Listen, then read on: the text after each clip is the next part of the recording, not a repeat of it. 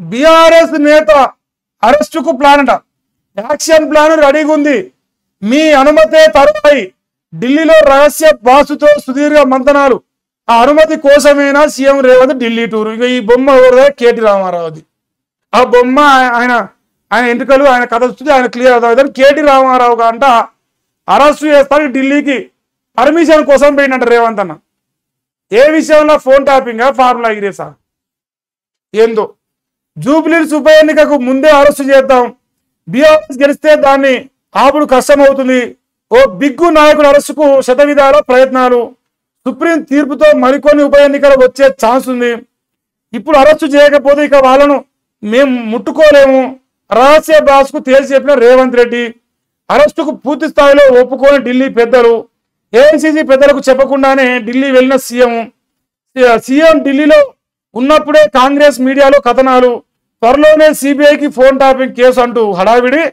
ఇక ఢిల్లీలో ఉన్న తెలుగు మీడియా ప్రతినిధులతో చిట్చాటు. కవితను ఒంటరి చేశారని చిట్చాట్లో రేవంత్ ఆవేదన. గతంలో కంటే భిన్నంగా కనిపించిన సీఎం అరెస్ట్ చేయాలంటారు.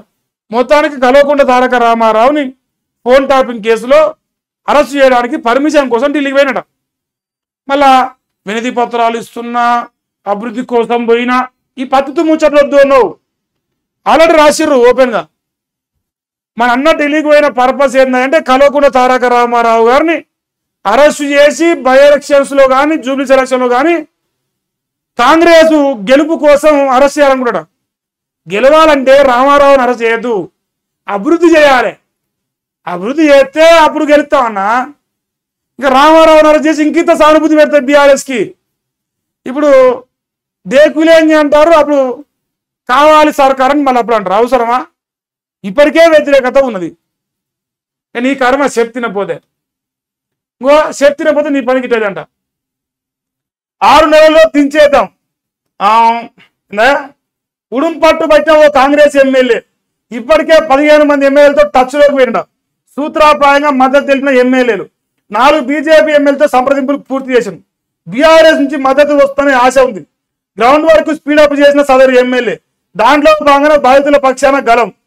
ఎవరు కాదిన రాజగోపాల్ రెడ్డి, మా రాజన్న దొర మా రేవంత్ అను దించడానికి గుంటూరుకు పోతాండు, నిరుద్యోగుల కాడికి పోతాండు, రైతుల కాడికి పోతాండు, ట్రిపుల్ బాధితుల కాడికి పోతాడు. కానీ వెంకటన్న కాడికి పోతలేడు. డిజిటల్ మీడియా కాడికి పోతాడు. మహేష్ గాడ్సేని దొక్కుతానికి ఎన్ని దారులు ఉంటే అన్ని దారులు మా అన్నను అమరాబాద్ పుల్లి దించడానికి ప్రయత్నం చేస్తాను. మా రాజన్న దొరను దించడానికి నేను ప్రయత్నం చేస్తాను. అంతే. రాజన్న దొర పొడిచింది ఏమి లేదు, పొడవగలిగేది కూడా ఏమి లేదు, పొడుస్తున్న నమ్మకం కూడా ఏమి లేదు భవిష్యత్తు పైన. అందుకే మా రాజన్న దొర ఏమో రేవంత్ దించుతాడు, మహేష్ గాడ్సేని ఏమో రాజన్న దించుతాడు. బాగుంది కదా స్కీమ్. ఇదే మా మునుగోలు జరుగుతుంది రేపు భవిష్యత్తులో. ఇప్పుడు జరుగుతుంది, ఆల్రెడీ ప్రాసెస్ స్టార్ట్ అయింది. ఇంకేది గ్రౌండ్ వర్క్ స్పీడప్ చేసిన సదరు ఎమ్మెల్యే ఇటీవలే 1000 కోట్ల కాంట్రాక్ట్ బిల్లులు ఎత్తిండు. నేనేం చెప్పినా మా మునుగోడు జనం ఎప్పుడు ఎత్తను. రాజన్న గారు కాంట్రాక్ట్లతో మన పేరుతో సంపాదించిండు. చెట్టు పేరు చెప్పి కాయడం మునుగోడు కోటలను చూపించి కోర్టు సంపాదించిన కాంట్రాక్టర్లా ఆ పైసలు ఎత్తినంటే ఇప్పుడు కాంట్రాక్ట్ ఫైల్ లేపినంటే ఇప్పుడు ఇక మా రేవంత్ అని తీస్తాడా? మా అమరావతి పులి జోలికి వస్తే నేను మరి రాజాను వదిలిపెడుతున్నా? మా అన్నపై మా అన్నం తీసుకోకుండా బరాబర్ ఉంటుంది. త్వరలోనే రాష్ట్ర వ్యాప్త పనులకు ప్లాన్ అంట. ఆ ఎమ్మెల్యే కొందరు మందులు అసలు మునుగోలు గెలవనా? శంకర్ సాబు ఒకటే ప్రశ్న, ఒకటే సింపుల్ లాజిక్ చెప్తా. మునుగోడు రేపు 2008 ఎన్నికల్లో రాజగోపాల్ రెడ్డి మునుగోడు నుంచి కాంగ్రెస్ పార్టీ గెలిస్తే దేనికంటే దానికి సవాల్, దేనికంటే దానికి మహేష్ గాడ్సే పైన అక్రమ కేసులు పెట్టకుండా, మహేష్ గాడ్సే గొంతు నొక్కకుండా, మహేష్ గాడ్సేని ఆపణ ప్రయత్నం చేయకుండా దమ్ముంటే గెలవని నేను గ్యారెంటీ ఇస్తా. దమ్ముంటే గెలిచి చూపించాను రాజగోపాల్ రెడ్డి. 28లో టార్గెట్ చేస్తా అన్న. మా రేవంత్ ఆనందించుడు కాదు, ఆయన అసలు మునుగోడు లేకుండా చేస్తాను. నేను మునుగోడు 13 పక్కన లేకుండా చేస్తా ప్రజలతో. ఏం చేసిండా ఆయనకి ముఖ్యమంత్రి అయితే ఆడిక పోయి ఎమ్మెల్యేగా ఓడిసి కనకట్టినని, ఎమ్మెల్యేగా ఓడిసింది లేదు, ఎంపీగా ఓడిసింది లేదు, రేపు మంత్రి అయినా ఓడిసి లేదు, రేపు డైరెక్ట్ ఇక ముఖ్యమంత్రి అయ్యి కాంట్రాక్టులు తెచ్చుకో పైసలు సంపాదించుకో సరిపోయిందా? పైసలు కూడా ప్రధానమంత్రి కావాలంటే అంబానీ అవుతుండే నరేంద్ర మోడీ అయితే తెలివి ఉన్న అవుతాడు ప్రధానమంత్రి అయినా ముఖ్యమంత్రి అయినా తెలివిలో అవుతాడు అటువంటి అవుతారా రేవంత్ రెడ్డి కంటే ఎక్కువ పదవులు లేవా రాజగోపాల్ రెడ్డిగా మరి రాజగోపాల్ ఎందుకు ముఖ్యమంత్రి కాలే తెలివి ఉండాలి ధమాకు ఉండాలి పసందు సరిపోదు ధమాకు కావాలి శంకరు ఆ ఎమ్మెల్యే కొందరు మంత్రులు ఏ మంత్రి సపోర్ట్ నాకు చెప్పు ఆయన పేరు చెప్పు వాళ్ళు కూడా చెప్పు మా అన్న చెప్తా మా అన్న చెప్పననుకుంటారా మా అన్న అమరావతి పులి అందరి లెక్క ముక్కులు పట్టుకోలే మూతులు చూడలే బీజేపీని కాంగ్రెస్ను జోకలే మా అన్న అమరావతి పులేనే పులే రాజన్న గారు పొడిచిందేనే మా అన్న తీస్తారా మా అన్న జోలికి వస్తే మా అన్నకు అడగా కాలుకు ముళ్ళు తగిలితే పంటితో తీస్తాడు మా తమ్ముడు రాజగోపాల్ ఏమంటారు మా తమ్ముడు మహేష్ గారు అని మా అన్న నమ్ముతాడు నన్ను అలాంటి తమ్ముడు నేనున్నా రాజగోపాల్ రెడ్డి గారు మా అన్నను ముఖ్యమంత్రి నుంచి దించేంత దమ్మున్నదా ఫస్ట్ ముక్కు దుర్సులు బంద్ చేయమని తర్వాత ఇంకేమన్నా చూద్దామని ముక్కు దుర్సులు బంద్ చేయమని ఫస్ట్ మంత్రి పదవుల కోసం ముక్కు దుర్సువాడు మాకు చెప్తారేమో మా అన్న గురించి కాళేశ్వరం ప్రాజెక్టుపై సిబిఐ దర్యాప్తు ఏమైంది లేదు అది చెయ్యరు కూడా ఉమ్మడి ప్రభుత్వం అట గ్రామ పాలనను రేవంత్ నాశనం చేసిండు 22 నెలల పాలనలో అభివృద్ధి శూన్యం వీధి దీపాలు వెలగాక చీకట్లో గ్రామాలు డబ్బు లేక మూలపడ్డ ట్రాక్టర్లు రహదారులు డ్రైనేజీలు మరమ్మతులు లేవు ఎమ్మెల్యేల ఏసీడీపీ నిధులు నిలిపివేసి పైసలు లేవు మా దగ్గర ఏం చేయమంటారా ఊర్లాగం అయితే మాకేంది గ్రామ పంచాయతీ లాగం అయితే మాకేంది మా దగ్గర పైసలు లేవు సింపుల్గా చెప్తాను గంతే ముచ్చట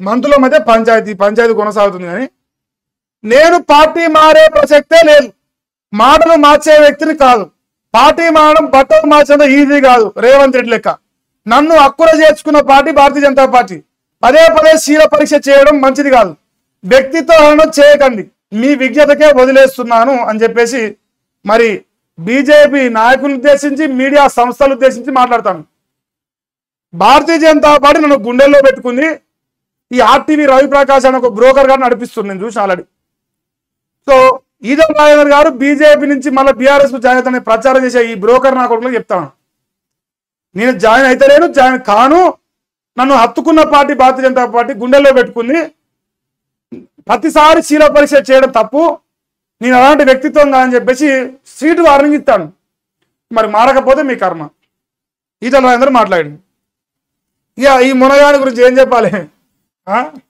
ఏమని చెప్పాలి ఎంత అని చెప్పాలి నేను కాంగ్రెస్ తోనే కలిసి పనిచేస్తున్నా ఏ విధంగా కాలంగా కాంగ్రెస్ తోనే ఉన్నా నియోజక అభివృద్ధికే కాంగ్రెస్ తో పనిచేస్తున్నా శేషేంద్ర అభివృద్ధి నా లక్ష్యం బొచ్చు వీకినావు నువ్వు నీ పళ్ళ బొచ్చు కూడా వీకలే అభివృద్ధి పోదామా శేషాన్పూర్కి పోయి నీ తెలంగాణ గంజన్న ఏమైనా అభివృద్ధి పనులు చేసి అడగామా ఏం పొలిసావు నువ్వు బొచ్చు కూడా పోలిసింది లేదు శేషాన్పూర్ అంటే అభివృద్ధి తరువేనండి ఈ మొనగాడు ఏం కలిసి పని చేసినావు చూపియాను ఏం కలిసి పని చేసింది ఏమో పొడిచింది రేపు శేషాన్పూర్లో పండగడి చీరుతారు నిన్ను రేపు ప్రజలు చీరుతాడు 2 వందలు మృత్తున్నావు నువ్వు చిన్న మురిపేం కాదు కానీ ఇది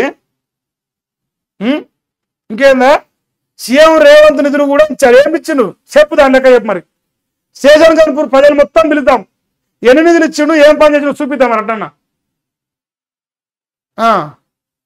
స్పీకర్ నోటీసులో సమాధానం చేసి ఇస్తా నా రాజీనామాపై ఎవరి ఆశలు వాళ్ళవి పార్టీ విషయంపై తుది నిర్ణయం స్పీకర్దే అయ్యా నాయనా ఇక నువ్వు అటా ఇటా ఏ గట్టో తెలుసుకో ఫస్ట్ నీది ఏ గట్టో నీకే అర్థమవుతుంది ఇంకా నాకేం ఇంకా వేరే పాటలు వస్తున్నాయి మరి రామన్న ఒక ముచ్చట చెప్పిండు మనుషులలో పురుషలింగం స్త్రీలింగం ఉంటుంది మరి ఏ లింగమో మీరు డిసైడ్ చేసుకోరు ఏ లింగం కాబట్టి మరి ఇంకా బోడి లింగం అని కూడా తర్వాత జనాలు ఏదో ఒక లింగం అని చెప్పారు ఫస్ట్